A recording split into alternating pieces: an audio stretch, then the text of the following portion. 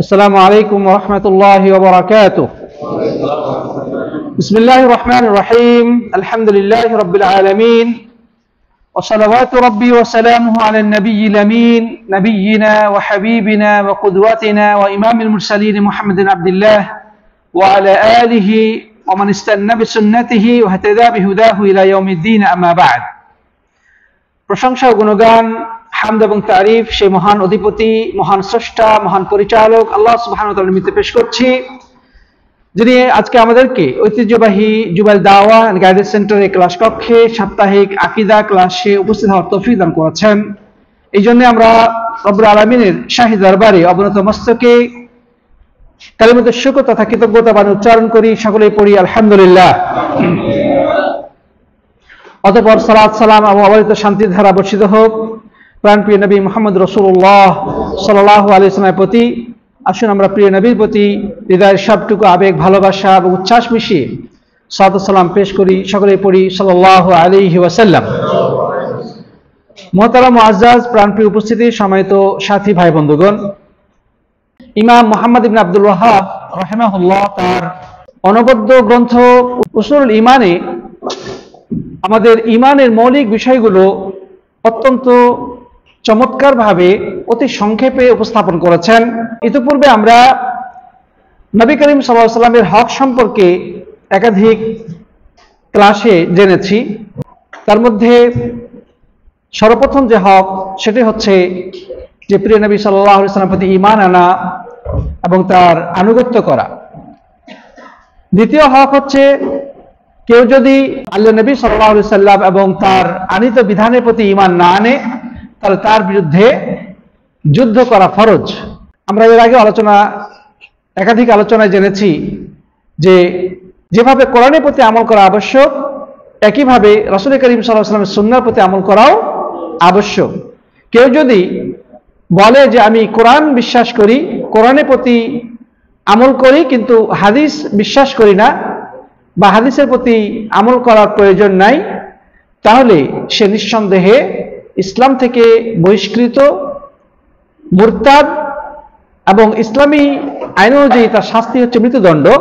প্রকৃতপক্ষে সে কোরআনের প্রতি অবিশ্বাসকারী, আল্লাহকে অবিশ্বাসকারী। এ বিষয় নিয়ে আমাদের একাধিক ক্লাস হয়েছে। তো সাথী বন্ধুগণ, আজকে ইমাম মুহাম্মদ ইবনে আব্দুল ওয়াহ্হাব রাহিমাহুল্লাহ সুন্নাহর প্রতি আমলের অপরিহার্যতা এবং যে ব্যক্তি সুন্নাতকে অস্বীকার করবে তার পরিণতি সম্পর্কে হাদিস উল্লেখ করেছেন। আমরা সেই হাদিসটি প্রথমে জানার চেষ্টা করি। এই হাদিসটি বর্ণনা করেছেন প্রখ্যাত সাহাবী মিকদাদ ইবনে মাদি কারাব। তিনি বলেছেন যে রাসূল করিম সাল্লাল্লাহু আলাইহি ওয়াসাল্লাম ইরশাদ করেছেন, ইউশিকুর রাজুলু মুত্তাকিয়ান আলা আরিকাতিহি يحدث بحديث من حديثي فيقول بيننا وبينكم كتاب الله عز وجل فما وجدنا فيه من حلال فاستحللناه وما وجدنا فيه من حرام حرمناه ألا وإنما حرم رسول الله صلى الله عليه وسلم مثل ما حرم الله।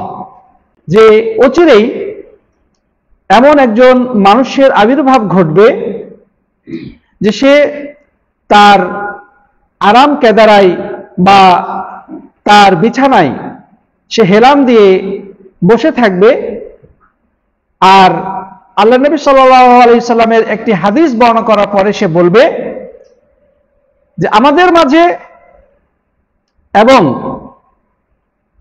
তোমাদের মাঝে ফয়সালাকারী হচ্ছে আল্লাহর কিতাব।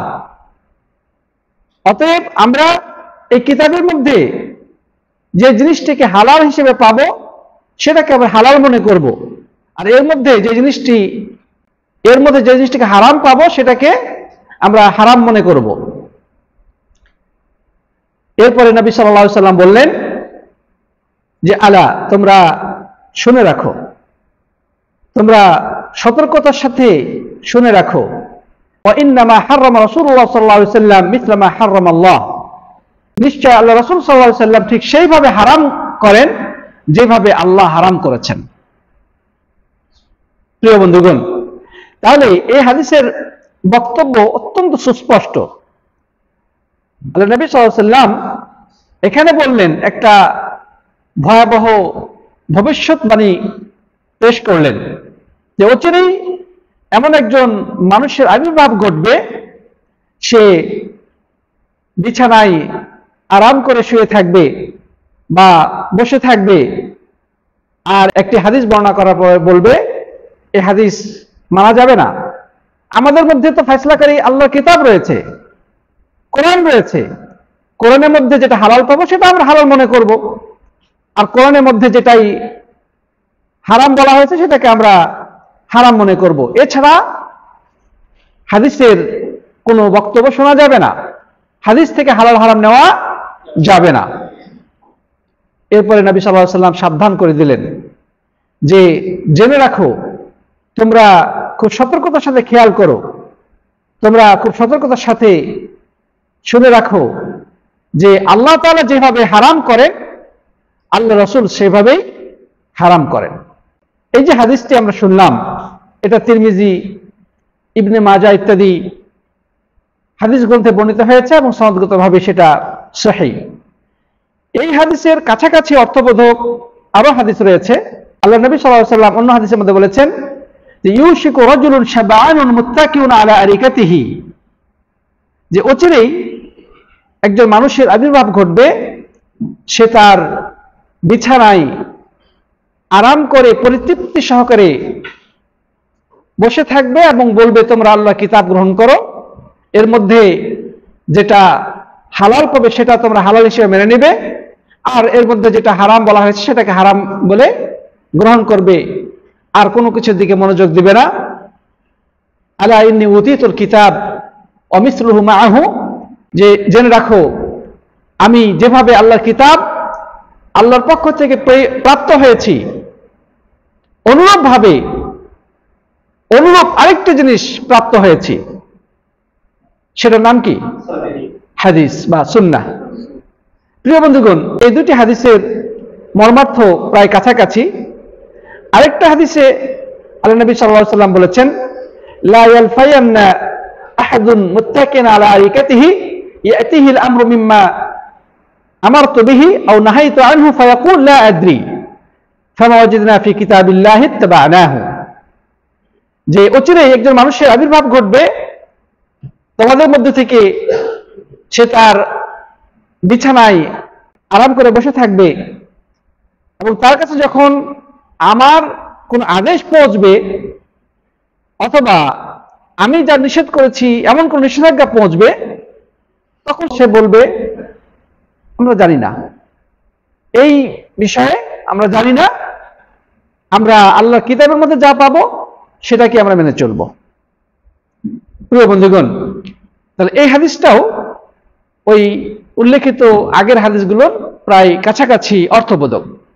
এই হাদিসগুলোর মর্মার্থ হলো, কিয়ামতের আগে এমন একটা সময় আসবে যে কিছু মানুষ তারা বলবে যে আল্লাহর কিতাব আমাদের জন্য যথেষ্ট, কোরআন আমাদের জন্য যথেষ্ট, হাদিস মানার কোনো প্রয়োজন নেই। এটি রাসূল করিম সাল্লাল্লাহু আলাইহি ওয়াসাল্লামের একটি মুআজিজা, কেননা এই ভবিষ্যৎবাণী রাসূল করিম সাল্লাল্লাহু আলাইহি ওয়াসাল্লামের যুগে প্রকাশিত হয়নি, কিন্তু তার চলে যাওয়ার পরে মুসলিম উম্মার মধ্যে এই ভয়াবহ মতবাদের মানুষের আবির্ভাব ঘটেছে, যারা নিজেদেরকে আহলে কোরআন বা কোরআনিয়ুন বলে সম্বোধন করে। তারা বলে যে আমরা আহলে কোরআন, আমরা কোরআনবাদী, কোরআনের অনুসারী। এদেরকে বলা হয় মুনকিরিনে হাদিস বা হাদিসের অস্বীকারী।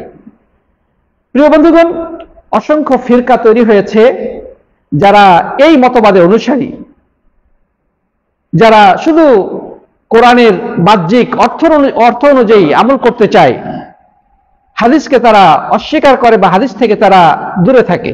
বর্তমান যুগে, এই আধুনিক টেকনোলজির যুগে বা এই সোশ্যাল মিডিয়ার যুগে এদের দৌরাত্ম্য আমাদের মাতৃভাষায় অর্থাৎ বাংলা ভাষাভাষী জাতিগোষ্ঠীর মধ্যে এই ধরনের ভ্রান্ত মতবাদের সংখ্যা দিন দিন বৃদ্ধি পাচ্ছে।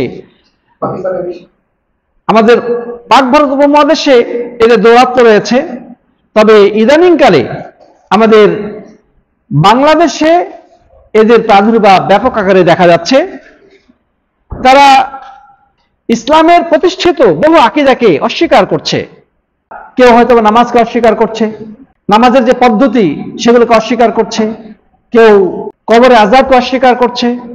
নানাভাবে তারা ইসলামটাকে ভ্রান্তভাবে উপস্থাপন করছে এবং এদের এই ভ্রান্তির জাতাকলে পড়ে অসংখ্য মানুষ ঈমান হারা হচ্ছে। আল্লাহ নবী সাল্লাল্লাহু আলাইহি ওয়াসাল্লামের যে হাদিস বা সুন্নাহ, সেগুলো তো মূলত কিতাবুল্লাহর অর্থাৎ আল্লাহর কিতাবের ব্যাখ্যা। কোরআনে কোথাও আমভাবে কথা বলা হয়েছে, হাদিসে সেটাকে খাস করা হয়েছে।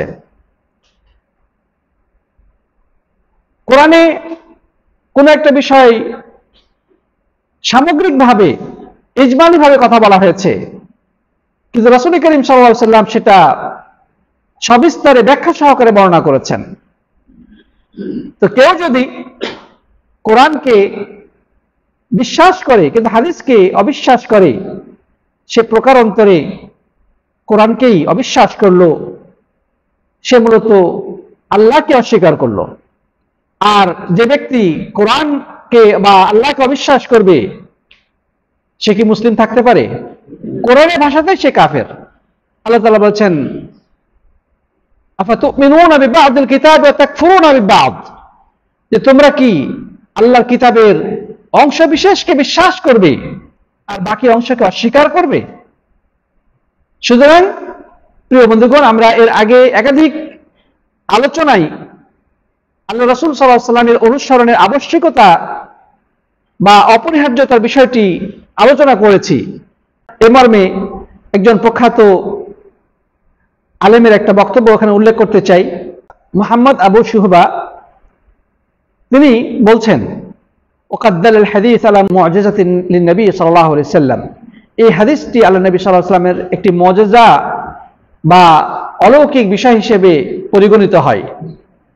ফাকাদ যাহারা ফিআতুন ফিল কাদীম ওয়াল হাদিস তাদউ ইলা হাযিহিল দাওয়াতিল খাবীসা, কারণ অতীতে এবং বর্তমানে এমন কিছু মতবাদ বা ফিরকার আবির্ভাব ঘটেছে যারা এই নিকৃষ্ট চিন্তা ভাবনা, এই নিকৃষ্ট মতবাদের দিকে মানুষকে আহ্বান করছে। আর সেটা কি? ওয়াহিয়া আল ইকতিফাউ বিল কুরআন আনিল হাদিস, আর সেটা হচ্ছে শুধু কোরআনকে যথেষ্ট মনে করা, হাদিসকে বাদ দিয়ে। ওয়া গারদুহুম হাদামু নিসফিদ দ্বীন, এদের উদ্দেশ্য হচ্ছে দ্বীনের অর্ধেককে ধ্বংস করে ফেলা। ওয়া ইন শি'তা ফাকুল আদ-দ্বীন কুল্লুহু, তুমি চাইলে এটাও বলতে পারো পুরো দ্বীনকে ধ্বংস করা। এদের টার্গেট হচ্ছে পুরো দ্বীনকে ধ্বংস করে ফেলা। لأنه إذا أهملت الحديث والسنن فسيؤدي ذلك ولا ريب إلى استعجام كثير من القرآن على الأمة, যে যদি তুমি হাদিস বা সুন্নাহগুলোকে অস্বীকার করো, এগুলোকে যদি পরিত্যাগ করো, তাহলে কোরআনের অসংখ্য আয়াতকে তুমি দুর্বোধ্য করে তুলবে। মানে কোরআনের অসংখ্য আয়াতের অর্থ স্পষ্টভাবে বোঝা সম্ভব হবে না। ওয়া আদামু মারিফাতিল মুরাদ মিনহু, এবং কোরআনের বহু আয়াতের ব্যাখ্যা বা উদ্দেশ্য বোঝা সম্ভব হবে না। ওয়া ইযা আহমালতাল হাদিস ওয়াস্তা'জামাল কুরআন ফাকুল আলাল ইসলামিল আফা, তাহলে একদিক থেকে তুমি যদি হাদিসকে অস্বীকার করে বসো, পাশাপাশি কোরআনের অর্থ, কোরআনের মর্মার্থ সম্পর্কে অজ্ঞ থেকে যাও, তাহলে ইসলাম বলতে কিছু থাকবে না। ইসলামকে বিদায় যাওয়া ছাড়া কোনো পথ অবশিষ্ট থাকবে না। প্রিয় বন্ধুগণ, এটাই হচ্ছে ইসলাম বিদ্বেষীদের টার্গেট। হাদিসকে অস্বীকার করার উদ্দেশ্য হচ্ছে মানুষকে ইসলাম বিমুখ করে তোলা। হাদিসকে অস্বীকার করা মানে হচ্ছে ইসলামটাকে ধ্বংস করে ফেলা। এই চক্রান্তকারীরা মানুষকে ইসলাম থেকে দূরে সরানোর জন্যই মূলত এই জঘন্য এবং ভয়াবহ ষড়যন্ত্র করে চলেছে। তাদের বক্তৃতায় কোরআনের আয়াত শুনতে পাবেন, তারা কোরআনের বক্তব্য দিবে, কোরআন একাডেমি খুলে তারা মানুষকে কোরআনের দিকে আহ্বান জানাবে। প্রথম পর্যায়ে মানুষ এটা দেখে বিভ্রান্তিতে পতিত হবে, সে বলবে তো আল্লাহর কোরআনের কথা বলছে, কোরআনের দিকে মানুষকে ডাকছে, সে তো হাফেজে কোরআন, তার মুখে কোরআনের বাণী, সে কোরআনের বিস্ময়কারিতা নিয়ে আলোচনা করছে, মানুষ বুঝতে পারবে না। কিন্তু এই কোরআনের ব্যাখ্যার আড়ালে তারা হাদিসের বিরুদ্ধে মানুষের মনে বিদ্বেষ তৈরি করছে, হাদিসকে অস্বীকার করার দুঃসাহস দেখাচ্ছে, এটা কিন্তু মানুষ সহজে বুঝতে পারবে না। এরা ইমাম বুখারী, ইমাম মুসলিম, আবু দাউদ, নাসাই, তিরমিজি, ইবনে মাজাহ এই সমস্ত মুহাদ্দিসিন কিরামকে নিয়ে গালাগালি করে, নাউজুবিল্লাহ। যারা হাদিস মানে তারা বলে যে এরা ইমাম বুখারীর পূজারী, নাউজুবিল্লাহ। আমরা নাকি ইমাম বুখারী পূজা করি, আমরা নাকি ইমাম মুসলিমের পূজা করি। তারা উল্লেখ করে যে ইমাম বুখারী গং, এই সমস্ত কথা বলে তারা হাসাহাসি করে। হাদিসের নাম শুনলেই তারা এটা নিয়ে হাসাহাসি করে, তামাশা করে, এবং যারা হাদিস মানে তাদেরকে বলে এরা হচ্ছে বুখারী পূজারী, মুসলিম পূজারী, হাদিস পূজারী, নাউজুবিল্লাহ মিন যালিক। প্রিয় বন্ধুগণ, এর আগে আমরা বহু আয়াত উল্লেখ করেছি, যে আয়াতের দ্বারা সুস্পষ্টভাবে প্রতিভাত হয়েছে যে একজন ইমানদার ব্যক্তির জন্য রাসূল করিম সাল্লাল্লাহু আলাইহি সাল্লামের হাদিস থেকে দূরে থাকার, রাসূল করিম সাল্লাল্লাহু আলাইহি সাল্লামের সুন্নাহ থেকে মুখ ফিরিয়ে চলার ন্যূনতম কোনো অবকাশ নাই। কেউ যদি এমনটি করে, সে প্রকারান্তরে একটা দুইটা নয় অসংখ্য আয়াতকে সে অস্বীকার করলো। আর যে ব্যক্তি কোরআনে একটি আয়াতকে অস্বীকার করবে, সে কি ইসলামে থাকতে পারে? এই জন্যে আহলুস সুন্নাহ জামায়াতের বিজ্ঞ উলামায়ে কেরাম, সে পূর্ব, পশ্চিম, উত্তর, দক্ষিণ পৃথিবীর সমস্ত উলামায়ে কেরাম এই ব্যাপারে একমত যে এই কোরআনবাদীরা বা হাদিস অস্বীকারী গোষ্ঠী এরা ইসলাম থেকে বহিষ্কৃত, মুরতাদ এবং কাফের। প্রিয় বন্ধুগণ, আমরা প্রাসঙ্গিক ক্রমে রাসূল করিম সাল্লাল্লাহু আলাইহি ওয়াসাল্লামের আনুগত্য সংক্রান্ত আরো কয়েকটা আয়াত উল্লেখ করেই আজকে ক্লাস আমরা শেষ করতে চাই।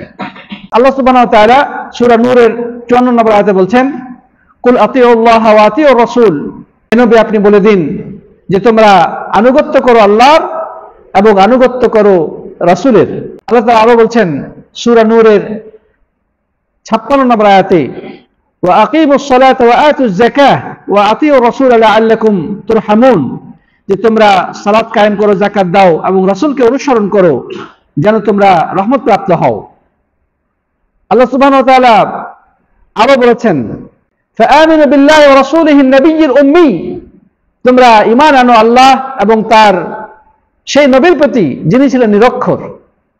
আল্লাযী ইউমিনু বিল্লাহি ওয়া কালিমাতিহি ওয়াত্তাবিউহু লাআল্লাকুম তাহতাদুন, যিনি আল্লাহর প্রতি ঈমান রাখেন, অর্থাৎ যে নবী আল্লাহর প্রতি ঈমান রাখেন এবং আল্লাহর পক্ষ থেকে আল্লাহর বাণীর প্রতি ঈমান রাখেন, এবং তোমরা তাকে অনুসরণ করো যেন তোমরা সুপথ প্রাপ্ত হতে পারো। আল্লাহ তাআলা আরো বলেছেন সূরা হাশরের 7 নম্বর আয়াতে, ওমা আতাকুমুর রাসূলু ফাখুযুহু ওমা নাহাকুম আনহু ফান্তাহু, যে রাসূল তোমাদের কাছে যা কিছু নিয়ে এসেছেন তোমরা তা গ্রহণ করো এবং তিনি যা নিষেধ করেছেন তা থেকে তোমরা বিরত থাকো। সূরা নূরের 63 নম্বর আয়াতে আল্লাহ সুবহানাহু ওয়া তাআলা বলছেন, ফালইহযারিল্লাযীনা ইউখালিফুনা আন আমরিহি আন তুসীবাহুম ফিতনাতুন আও ইউসীবাহুম আযাবুন আলীম, যারা আল্লাহর নবীর আদেশের বরখিলাফ করে, আল্লাহ নবীর আদেশকে লঙ্ঘন করে, তাদের সতর্ক হয়ে যাওয়া উচিত যে তাদেরকে ফিতনা গ্রাস করবে অথবা তাদেরকে পীড়াদায়ক কঠিন শাস্তি গ্রাস করবে। তার আল্লাহ নবী সাল্লাল্লাহু আলাইহি ওয়াসাল্লামের আনুগত্য থেকে যারা মুখ ফিরিয়ে নেয় বা আল্লাহ নবী একটা আদেশ করেছেন বা নিষেধ করেছেন সেই ব্যাপারে যে ব্যক্তি বিরোধিতা করবে, এর বিপরীত করে বক্তব্য পেশ করবে, তার সতর্ক হয়ে যাওয়া উচিত। এই মর্মে আরো বহু আয়াত এবং হাদিস রয়েছে, সেগুলো যদি আলোচনা করা হয় আলোচনা অনেক দীর্ঘ হয়ে যাবে। প্রিয় বন্ধুগণ, মূলত পুরা কোরআনটাই কোরআনের পৃষ্ঠাতে পৃষ্ঠাতে আল্লাহ রাসূলের আনুগত্যের কথা বারবার প্রতিধ্বনিত হয়েছে। সুতরাং কোন ব্যক্তি যদি হাদিসকে অস্বীকার করতে চায়, সুন্নাহকে অবজ্ঞা করতে চায়, সে মূলত আল্লাহ রাসূলের আনুগত্য করাকে অস্বীকার করলো, আল্লাহ রাসূলের হুকুম বা আদেশ নিষেধকে প্রত্যাখ্যান করার দুঃসাহস দেখালো। আর কেউ যদি এই দুঃসাহস দেখায়, ধৃষ্টতা প্রদর্শন করে, সে ইসলামে থাকতে পারে? তাকে কি মুসলিম বলার কোনো সম্ভাবনা আছে, সুযোগ আছে? সুযোগ নেই। অতএব এই তথাকথিত কোরআনবাদী বা হাদিস অস্বীকারী গোষ্ঠীকে আমাদেরকে সর্বতোভাবে প্রতিহত করার জন্য উদ্যোগ নিতে হবে। উলামায়ে কেরামকে এই বিষয়ে পদক্ষেপ নিতে হবে। জনসাধারণের মধ্যে আল্লাহর কিতাব, রাসূলের সুন্নাহর বাণীকে ব্যাপক আকারে প্রচার করতে হবে। রাসূলের আনুগত্যের অপরিহার্যতা সম্পর্কে ব্যাপক আকারে প্রচার চালাতে হবে। হাদিস মানার আবশ্যিকতা সম্পর্কে মানুষের কাছে সঠিক বার্তা পৌঁছাতে হবে এবং তাদের যে সংশয়গুলো দ্বারা মানুষকে তারা স্বীকার করছে, সেই সংশয়গুলোর জবাব দিতে হবে। এটা বর্তমান সময়ে খুব বেশি গুরুত্বপূর্ণ হয়ে উঠেছে।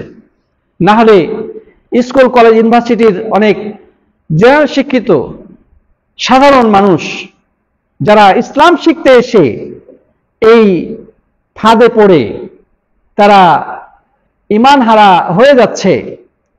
খারেজি, রাফিজি, মুতাজিলা এই গোষ্ঠীগুলো আগে থেকেই হাদিসকে অস্বীকার করে আসে। আর বর্তমান যুগে এই গোষ্ঠীটা তারা নিজেদের কোনো নাম দেয় না। তারা নিজেদেরকে মুতাজিলাও বলে না, খারেজি বলে না, তারা জাহমি বলে না, তারা ডাইরেক্ট বলছে আমরা মুসলিম, আমরা কোরআনের কথা বলি, বাস।